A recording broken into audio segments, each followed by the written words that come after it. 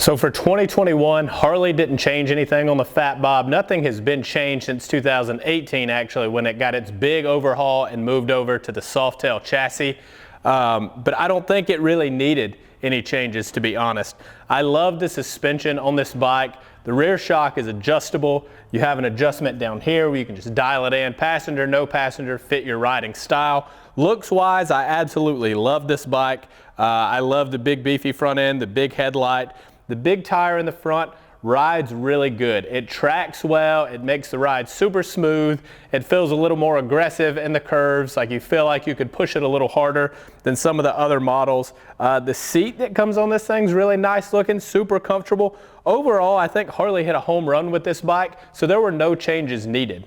Okay, so really quickly, I thought we would go over some of the tech specs. As you'll see, this is for the 2020 Fat Bob, what Harley has listed on their website, because they don't have the 2021s on there yet. But since nothing changed for this bike, other than colors, all the specs should still be the same.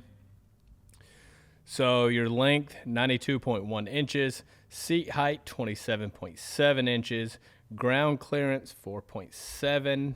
Rake is going to be 28 degrees with a trail of 5.2 inches, wheelbase of 63.6 inches.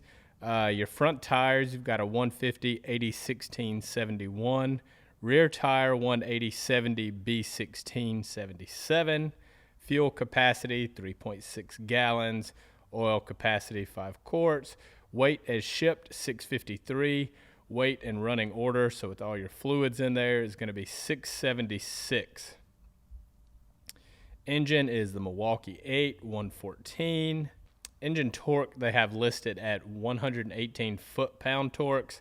As usual, Harley does not provide their horsepower specs on this one.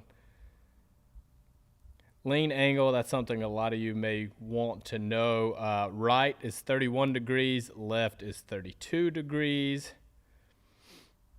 47 miles per gallon on your fuel economy. Like I said, this is the 2020 model that we're looking at on Harley's website, but as we know, none of those specs changed, just the colors for this year. So all of those should be accurate. Let's get this thing out and go for a ride. All right, guys, so let me just get my gloves on really quickly. It is a little bit colder today, and obviously the bike is cold. And with this being a new bike, I'm not going to be able to ride these a ton of miles. I mean, I just don't want to put a bunch of miles on a bike that someone else is going to buy. So there's a test ride loop that we normally do. All the future reviews where I do a ride, unless it's a used bike or a unique situation, I'll probably just run this test loop just so we don't rack up miles on these things. So I have ridden the Fat Bob before. I've ridden some older models, and I've ridden since 2018 the redesign. They got a used bike, a used Fat Bob here at Timms a while back. Really nice denim red color, pipes and exhaust, had some good stuff on it already. So I did take that one out for the day. Being a used bike, it already had miles on it. This thing handles really, really well. So I would compare it to, I used to have a Supermoto, which is essentially, a dirt bike, but for the street. And this thing feels very familiar to that, as far as like throwing it around in the curves and whatnot. It just kind of has that nimbleness to it.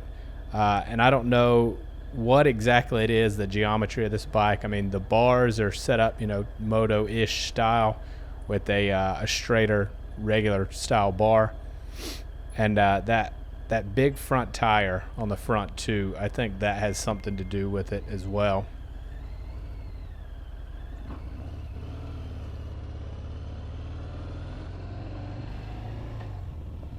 So again, being that this is a new bike, I probably won't get on it too hard.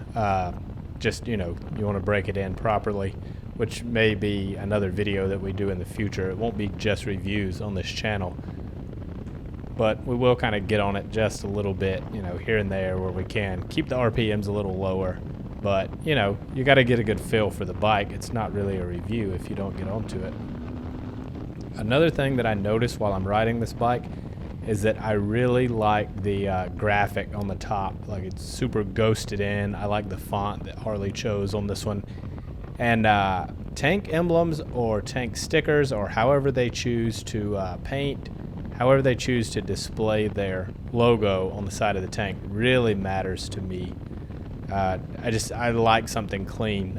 Even the Street Glide I bought a new Street Glide back in 2015, and hated the emblems that came on there, so ended up going with a unique emblem. I don't want to give it away just because I may use it again later, and I've never seen anyone else use it. Again, in the curves, man, these things just handle so good. Like, this is a rider's bike. I didn't adjust that rear shock, so I don't know what it's set on. It feels really good as it is now. And with the front end of these bikes, some of you may have caught it, some of you may have not, but Harley does their inverted front end on these bikes. I'm a huge fan of the inverted front end. I've never paid to upgrade a bike that didn't have it to get that front end, but it definitely feels a lot better. It feels a lot smoother. It takes a lot of that. It takes a lot of the shock out. Those small bumps is what I find it's doing most of. Is I don't feel the smaller stuff like I would with the typical Harley suspension. And another thing with this bike is the brakes. So it is dual disc front brake. I'm pretty front brake heavy just from the motocross background, so I like the stopping power. That's a big thing for me in bikes, is I want it to go fast and I want it to stop fast, and looks kind of comes second to that. This thing does a really great job at all of the above. I'm having a hard time deciding, other than I do a stage 1 to all of my bikes, which is just the air cleaner, the exhaust, and the tuner, and that just lets it breathe better. It's not even just about the noise for me. There's definitely a big feel. So if you're riding a Harley and you haven't done those 3 things, I would definitely make those your next upgrades, because it really changes things. But short of that, I'm having a hard time deciding anything I could justify spending money on. You know, everybody wants the cool guy suspension and all that stuff. That's a lot of money, considering that this works well in pretty much all applications as is. I don't hate the wheels on it. I've never been one to spend a whole lot of money on wheels. I may eventually change these bars. We have a Fat Bob back in the shop that's a customer bike, so can't really mess around on it, but I noticed he had changed his bars. So if I can catch him here when I'm at the dealership, maybe I'll see if he'll let me sit. Dude, it's one of those bike code things. You don't just sit on someone's bike, even though, like, I'll be back at the dealership in just a minute and nobody's there. No one would know. It's a respect thing. You know what I mean? Like, you don't do it.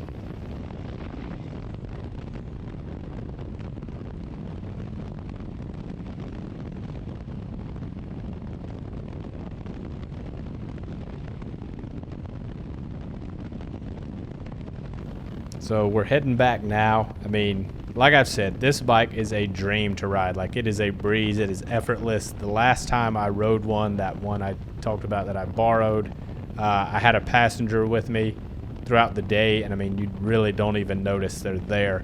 I was thinking, because the seat height for the passenger is a little taller, it would make things a little more top heavy, which also kind of comes down to your rider knowing.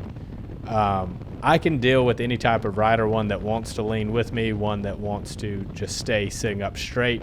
The only thing I can't really deal with is someone that wants to lean the opposite way. But if you've got a good rider and you know what to expect, I mean, that shouldn't be a huge deal. But I just thought that higher seat on the back may have changed things, but I really didn't notice anything. All right, guys, so since we're pulling back into the dealership now, we'll go ahead and wrap the whole video up here. I really hope you enjoyed this review. I'm looking forward to riding all of the new Harleys and giving you guys some feedback. So if you would, give me some feedback in the comments. Anything you enjoyed or didn't enjoy about this review, anything I left out you want me to do in future reviews, or anything that was redundant that you thought maybe didn't need to be in there. Just keep in mind, you know, all different riders, all different levels, some with lots of Harley experience, some this will be their first bike. So with that, guys, thank you for watching. Please consider subscribing. Definitely like this video if you found it helpful. That'll help me a lot since this is a brand new channel to grow things. But thank you all for watching. Catch you on the next one.